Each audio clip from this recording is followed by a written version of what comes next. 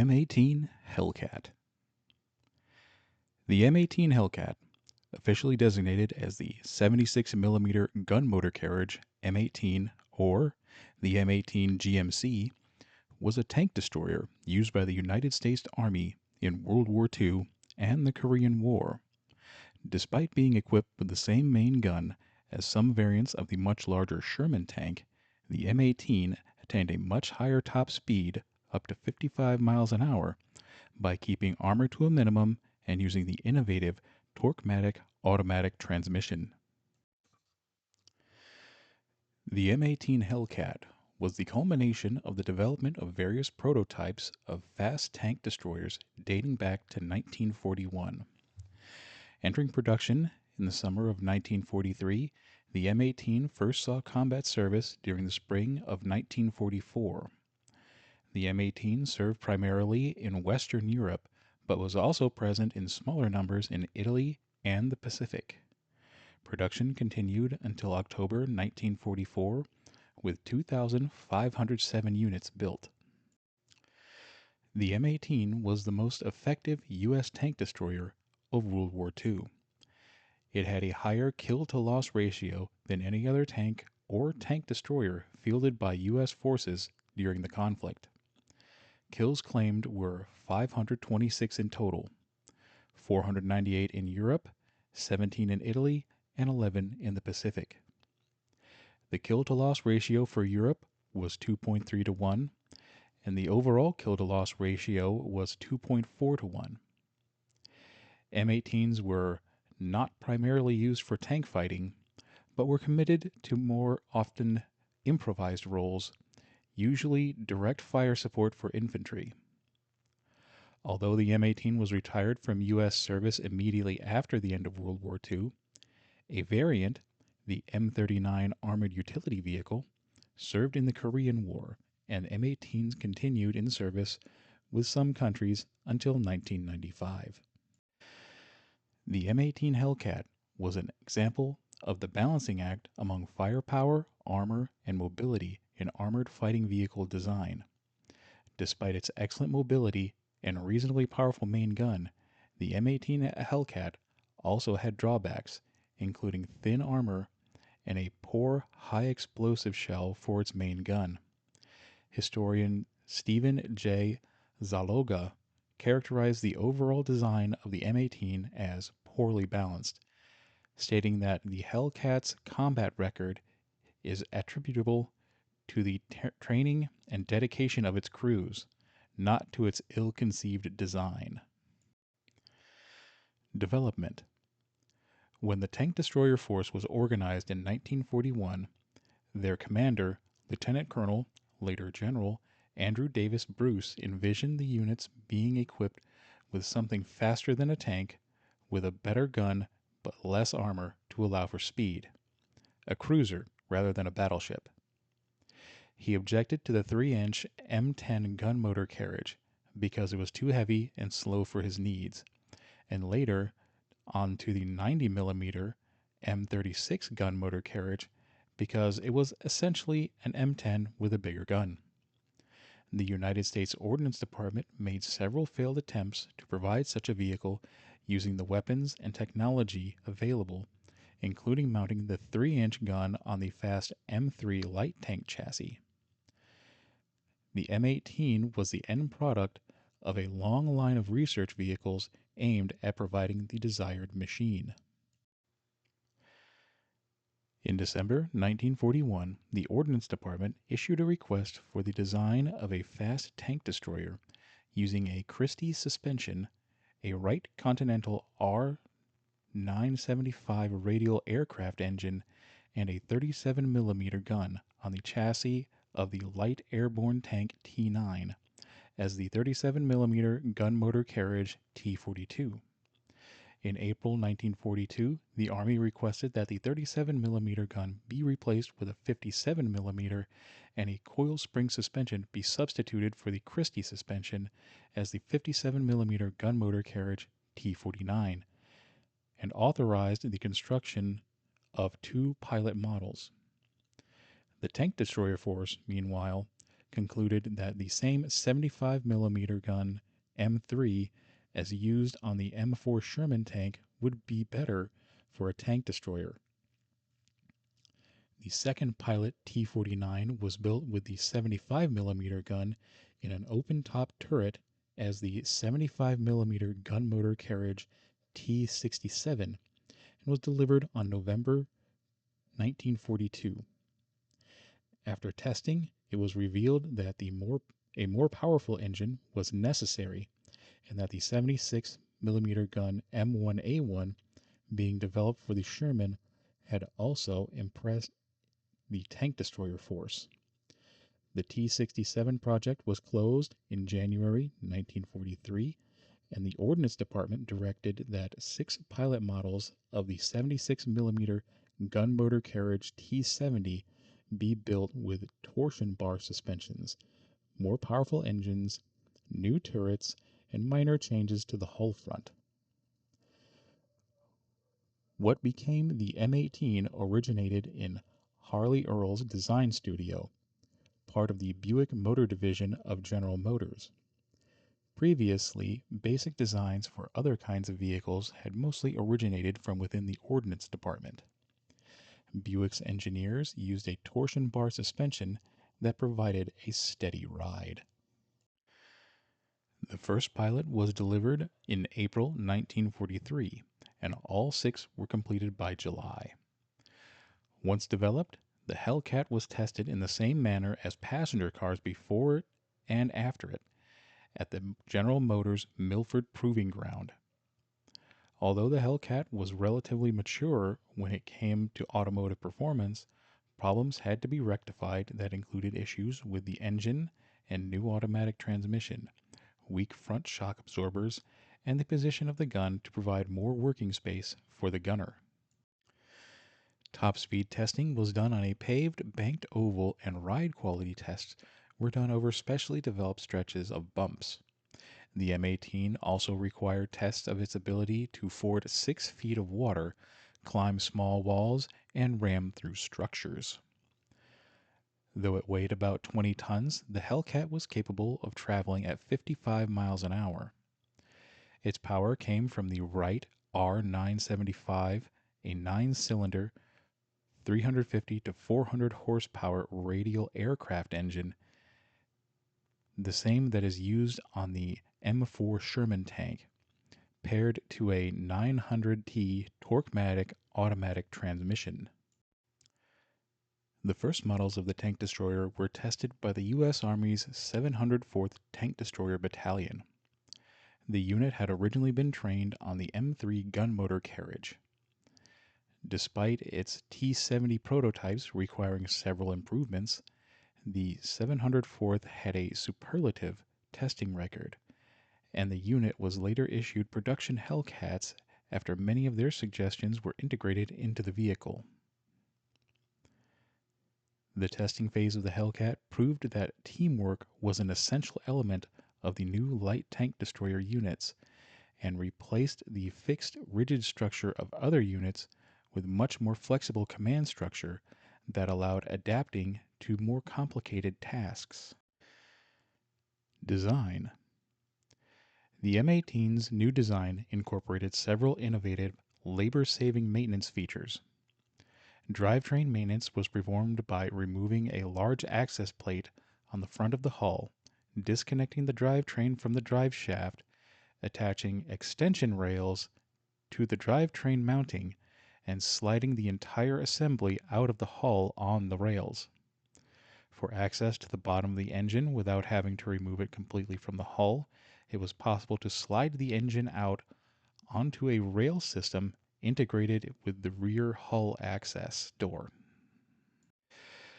The 900T Torquematic transmission had 3 forward gears, with ranges of up to 16 miles per hour, 12 to 34 miles per hour, and 30 to 60 miles per hour, and 1 reverse gear with a cruising speed of 20 miles per hour. The engine speed was governed such that the vehicle normally could not exceed 55 miles per hour in third gear.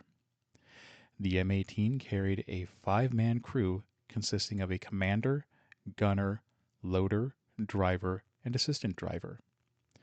The driver and assistant driver were seated in the front left and right of the hull respectively.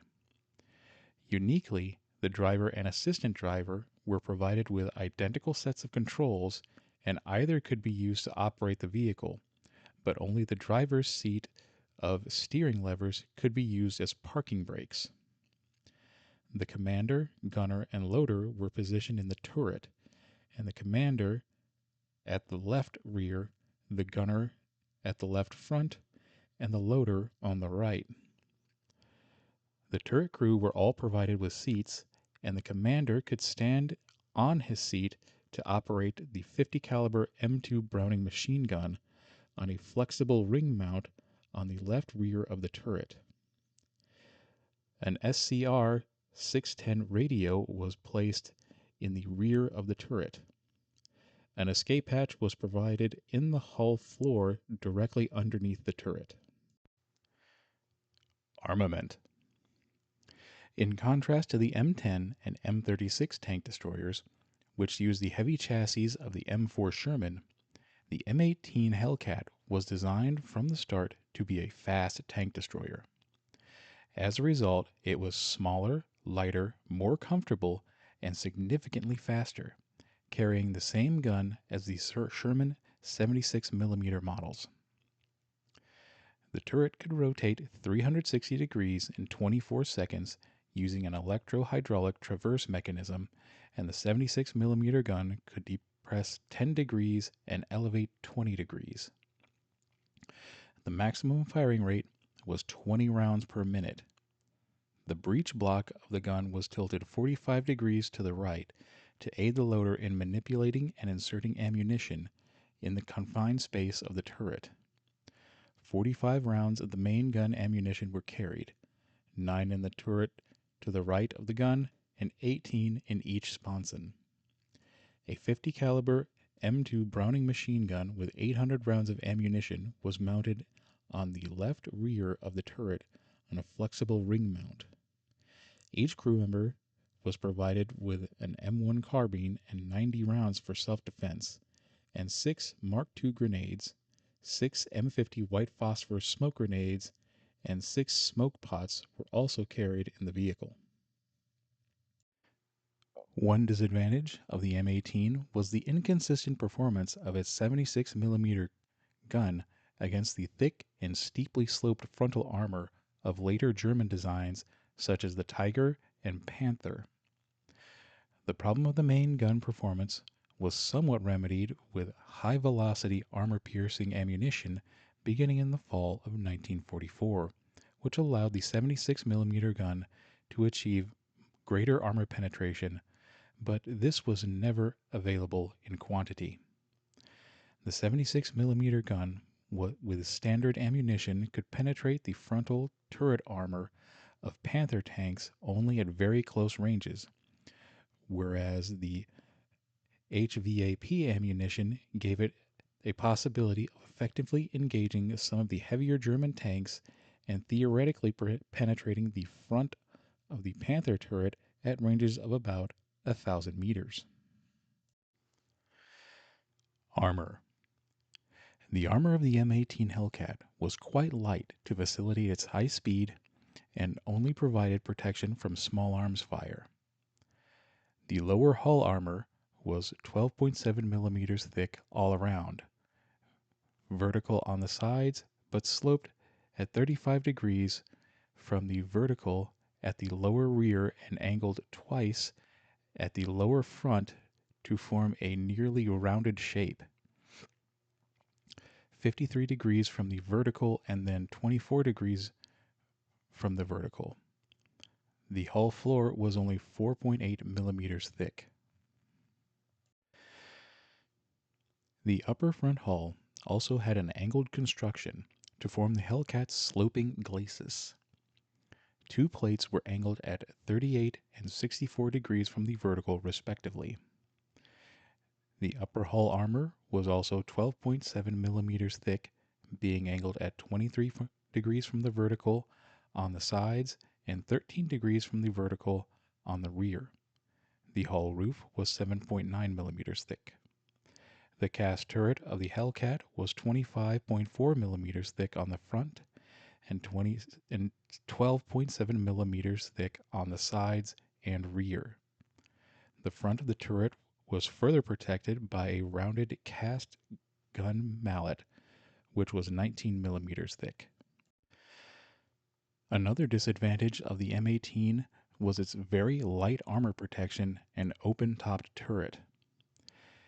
In testing of the T-70 for possible use as a light tank, 9 out of 30 armor-piercing 30 caliber bullets penetrated the side of the turret at a range of 75 yards. The open-top turret, a characteristic which is shared with all American tank destroyers, left the crew exposed to snipers, grenades, and shell fragments.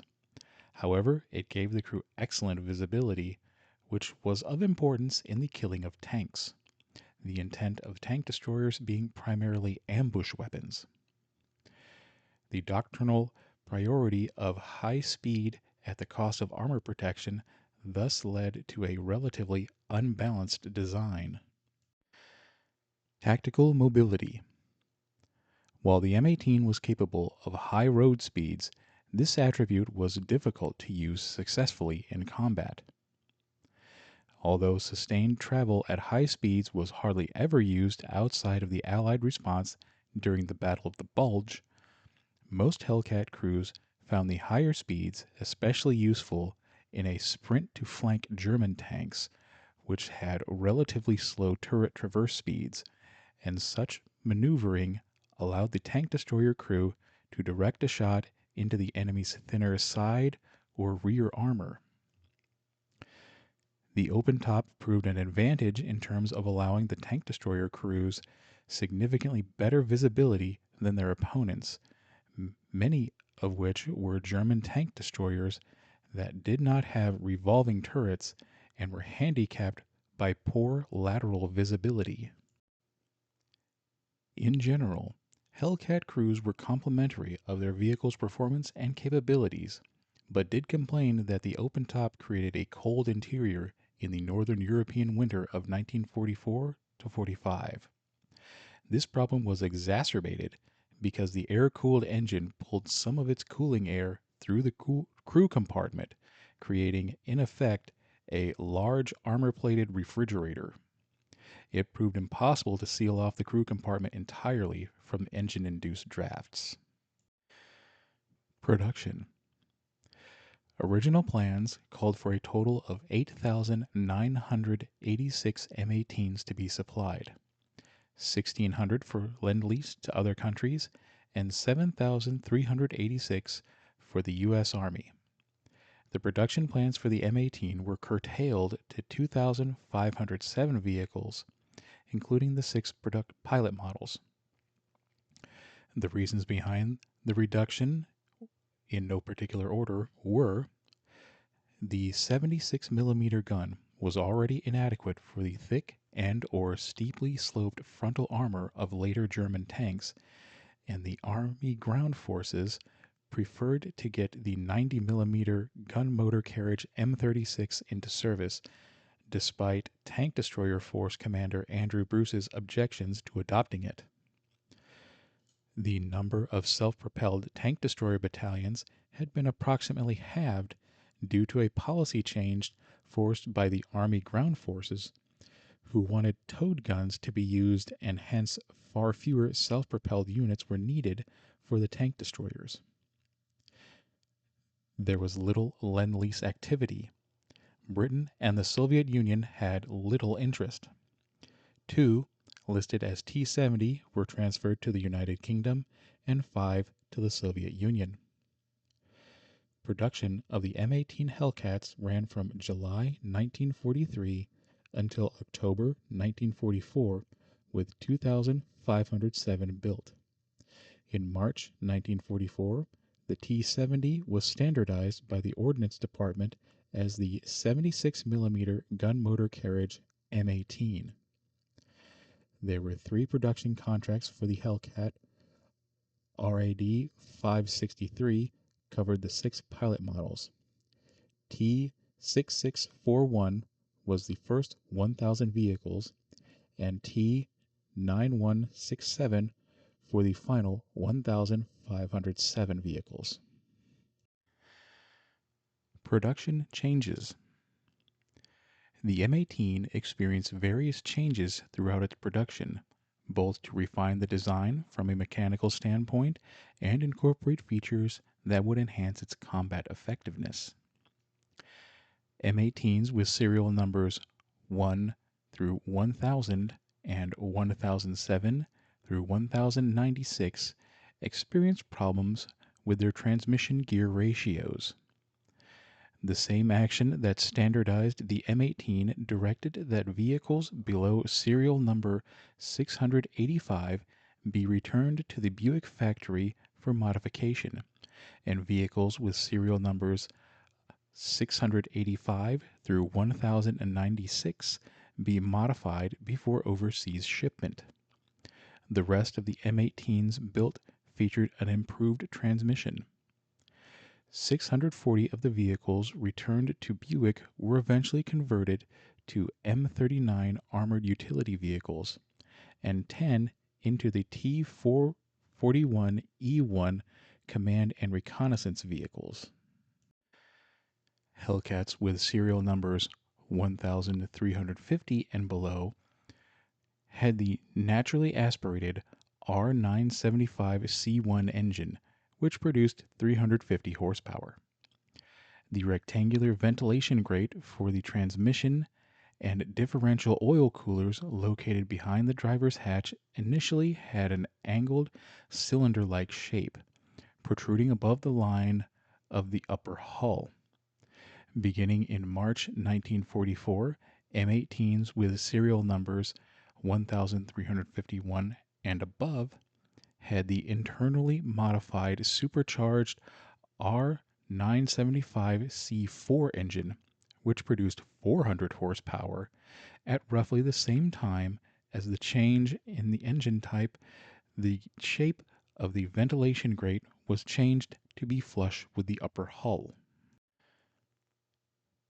The model of 76mm gun fitted to most Hellcats kicked up a large amount of dust when fired.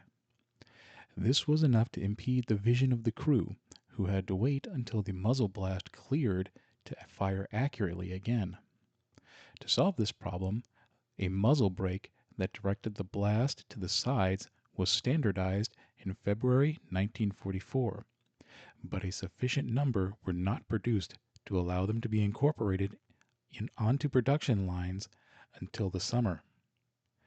In the interim, M18s produced in the spring of 1944 received the M1A1C gun, which was threaded to accept a muzzle brake, but was not so equipped.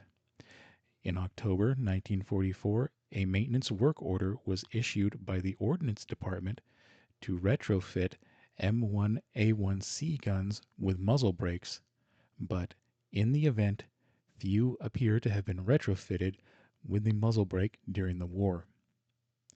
Beginning in June 1944, roughly the last 700 Hellcats received the M1A2 gun equipped with a muzzle brake and also incorporated a faster firing twist. M18s prior to serial number 1701 did not have any winterization equipment installed at the factory.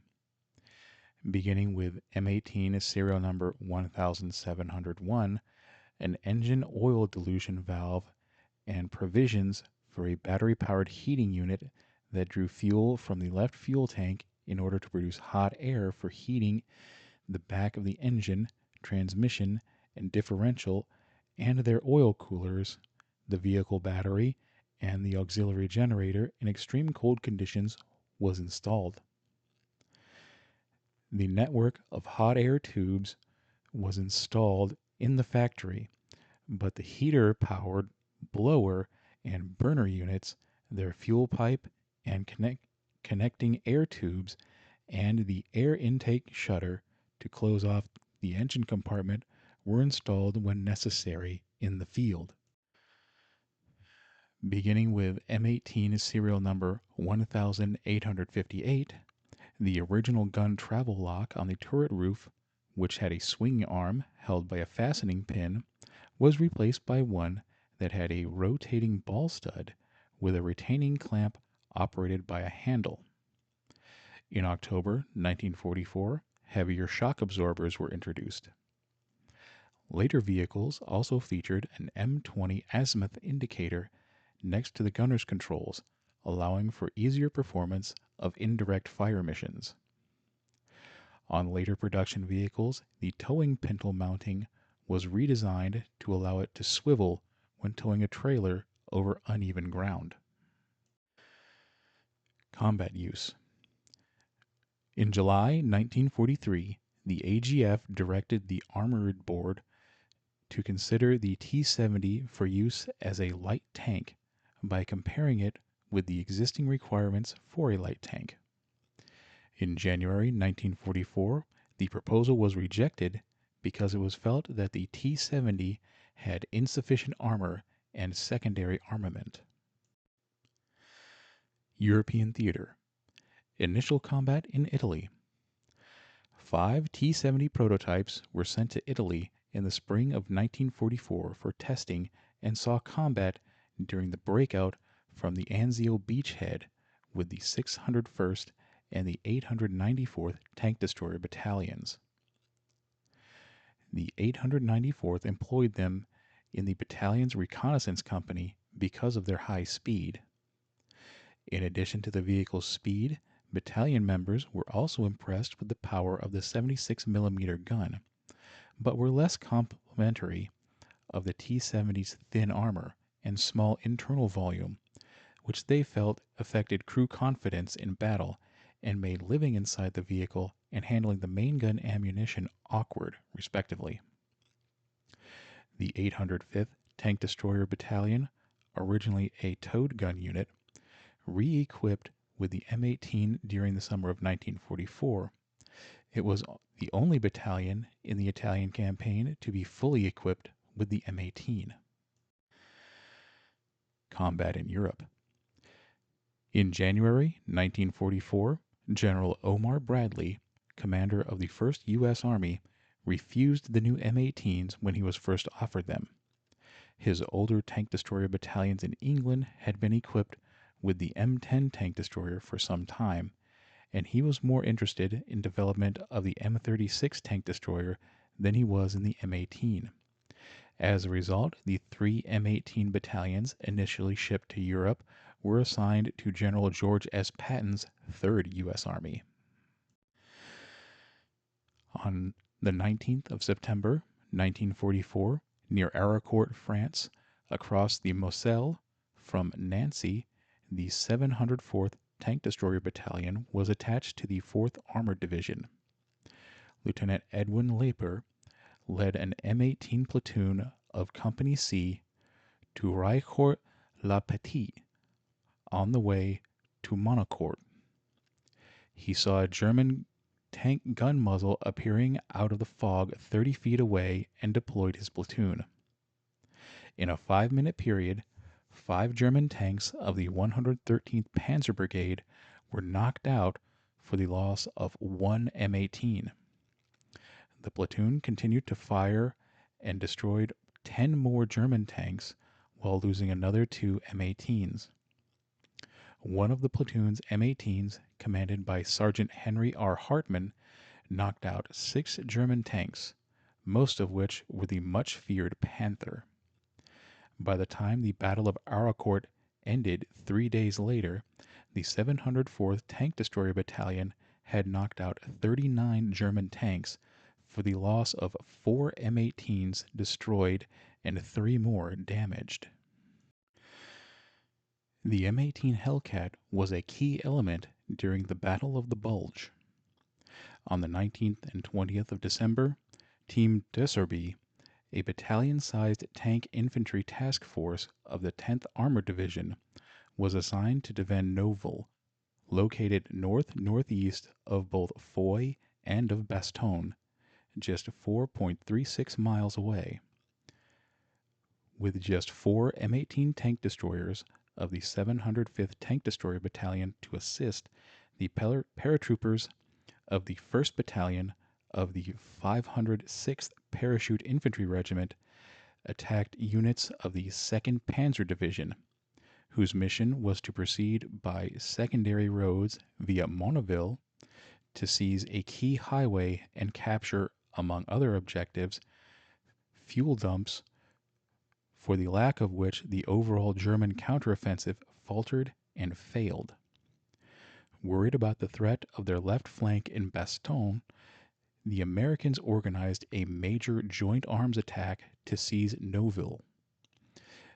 Team Desorbes' high-speed highway journey to reach the blocking position is one of the few documented cases in which the top speed of the M18 Hellcat, 55 miles an hour, was actually used to get ahead of an enemy force.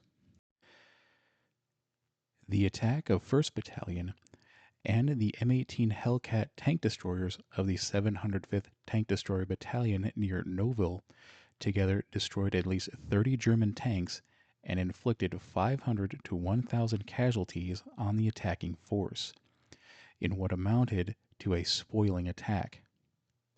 A military channel historian credited the M18 tank destroyers with 24 kills, including several Tiger tanks, and believes that, in part, their ability to shoot and scoot at high speed and then reappear elsewhere on the battlefield confused and slowed the German attack, which finally stalled, leaving the Americans in control of the town overnight. After the Battle of the Bulge, since numbers of the M36 tank destroyer were slow in arriving to the European theater, and towed tank destroyer battalions equipped with the 3-inch gun M5 had uniformly performed very poorly in the battle when compared to self-propelled units, it was decided to re-equip many of them with the surplus of M18s that were then in the theater, with the new M36s mostly re-equipping former M10 units.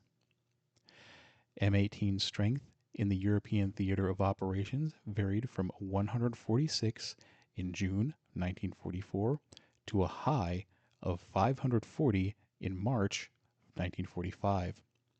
Losses totaled 216. Reception. The M18 was generally well received by its crews. They gave high praise to its mobility when compared to the heavier M10, such as speed and mobility in mud and snow.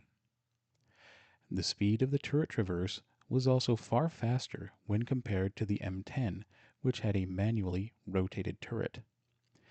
Ease of maintenance of the engine and transmission was also noted. One M18 commander said that his vehicle, operating under combat conditions and averaging 80 to 100 miles a day during the Third Army drive from Saint-Lô to the German border near Strasbourg, was driven 1,870 miles. No repairs were necessary either to the vehicle or engine, only minimal attention was paid to moving parts. M18 engine performance was excellent under most trying conditions and was highly thought of by all men in my and other M18 tank destroyer outfits. Conversely, the main gun was considered inadequate against the frontal armor of later German tanks like the Tiger and Panther, especially before the introduction of the high-velocity armor-piercing ammunition. In addition, even though it could pierce more armor than the 75mm gun M3 mounted on the M4 Sherman tank, it did not have the high explosive firepower of the former when used for infantry support missions. Muzzle blast from the 76mm guns not equipped with muzzle brakes was also a complaint. There were also a desire for an armored roof over the turret, and it was concluded that additional armor up to 1 ton in weight would not impair the automotive performance of the M18. Many battalions considered the assistant driver redundant and removed him, or stated that the vehicle should be equipped with a bow-mounted machine gun. Many crews also added machine guns to the turret roofs of their M18s. Pacific Theater. M18s served in tank destroyer battalions and other units supporting U.S. Army infantry divisions in the latter stages of the Pacific War, notably in the Philippines and Okinawa. Tank destroyer battalions equipped with the M18 that served in the Pacific Theater of Operations included the 637th, the 670th, and the 671st, although only the 637th saw combat, most notably participating in the Battle of Manila, where it earned a Distinguished Unit Citation. During the Battle of Okinawa, General Andrew Bruce, who was then the commander of the 77th Infantry Division, located 8 M18s to re-equip the anti-tank company of the 306th Infantry Regiment. M18s were not issued to U.S. Marine Corps units.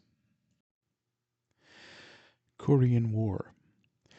The M39 armored utility vehicle, which was converted from the M10, was used as a prime mover, infantry carrier, and ammunition carrier in Korea. Export and legacy. After World War II, many M18s were sold to other countries. Many, intended for European countries under the Mutual Defense Assistance Act, were rebuilt and refurbished by Brown and Root in northern Italy in the late 1940s and early 1950s, and bear data plates that indicate those rebuilds. One of the users was Yugoslavia, which received 260 Hellcats during the Informbrio period and kept some of them in reserve until the early 1990s. A number of these vehicles were later used by the Serbian Army of Krajina and the Army of Republika Srpska during the Yugoslav Wars. One example was used on an armored train named the Krajina Express. The military of the Republic of China received 214 M18s and operated them until their chassis and hulls were worn out, at which point the turrets were salvaged and installed onto surplus hulls of M42 Duster anti-aircraft vehicles to produce the Type 64 light tanks. The Greek army received 127 M18s from 1952 to 1954. Initially, these were organized in 3 tank destroyer regiments numbered 397, 398, and 399. In 1959, the tank destroyer regiments were reorganized in 3 tank destroyer battalions with the same numbers. Most of the M18s were retired by the end of the 1960s, but a few remained in service until the mid-1970s for training. The hulls of the M18s were dismantled and the turrets were used as gun emplacements on the northern borders of Greece and the Aegean Islands.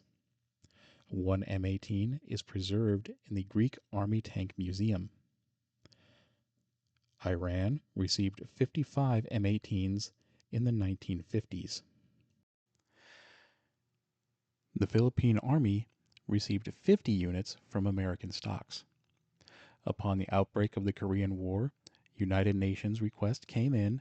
The Philippines deployed 16 M4A1 Sherman tanks and 1 M18 Hellcat tank destroyer. This small armored force augmented the other Allied armor during the early days of the Korean conflict. The small Filipino armored force was brought in by then Second Lieutenant Francisco S. Tamandong, along with 2 non-commissioned officers in July 1950. The Venezuelan military operated M18s beginning in 1954 when they purchased 40. They were refurbished in 1983 and 1984, and at least one was heavily modernized by a Yugoslavian firm in the 1990s, but it is unclear if more conversions took place. M18 Hellcat Amaze and Grace is on loan to the Museum of American Armor in Old Bethpage, New York, from the U.S. Military Museum. An M18 is on display at the Army Heritage and Education Center in Carlisle, Pennsylvania. Variants. The only M18 variant produced in significant numbers was the M39 Armored Utility Vehicle, a turretless variation used as a gun tractor or command and reconnaissance vehicle. In March 1944, the Ordnance Department authorized the construction of two prototypes. The T-41 was a prime mover for the 3-inch gun M5, while the T-41E1 was a command and reconnaissance vehicle that could also be easily converted into a prime mover. The T-41E1 configuration was found superior, and development of the T-41 version was canceled, although subsequently the prime mover version of the T-41E1 was referred to as the T-41, and the command and reconnaissance vehicle as its original designation of T-41E1. 640 of the early production M18s that had been returned to the Buick factory for modification were converted into the T-41 prime mover configuration between October 1944 and March 1945 by removing the turret and fitting assets for up to 8 men in the open fighting space. This version was armed with a single M2 machine gun on a flexible mount. In November 1944, it was standardized as the M39. At the request of the European theater in early 1945, 10 more of the Hellcats were modified into the T-41E1 configuration for testing, although they were never standardized. M39 saw combat during the last days of World War II in Europe and during the Korean War, primarily as armored personnel and munitions carriers, and were finally declared obsolete on the 14th of February 1957.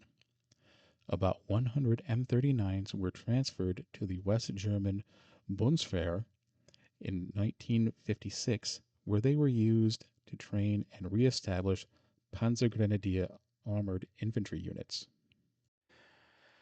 A number of other variants were proposed, including a mobile command post, howitzer carrier, and flamethrower carrier. Known variants include the T-41 prime mover, one Hellcat with its turret removed and internal changes made, converted into a prime mover for the 3-inch gun M5. Project cancelled. The T-41E1 command and reconnaissance vehicle, one Hellcat with its turret removed and internal changes made, meant as a replacement for the M20 armored utility car in tank destroyer battalions. This design could be used both as a prime mover or command vehicle, and in the prime mover configuration it was redesignated T-41 and standardized as the armored utility vehicle M39, with 640 converted. The 105mm howitzer motor carriage T-88. M18 with the 76mm gun replaced with a 105mm T-12 howitzer. A pilot was built in 1944, but the project canceled after the end of the war. A 90mm gun motor carriage M18. An M18 with the 76mm gun replaced with a turret from an M36 tank destroyer mounting a 90mm gun. Cancelled after the end of the war. The 76mm gun motor carriage T-86. An M18 with the T-7 flotation device using its tracks for water propulsion. The T-86E1 variant used propellers for propulsion. The 105mm howitzer motor carriage T-87. The T-86E1 showed that track propulsion was better, and this was used for the T-87, which had the same 105mm T-12 howitzer of the T-88.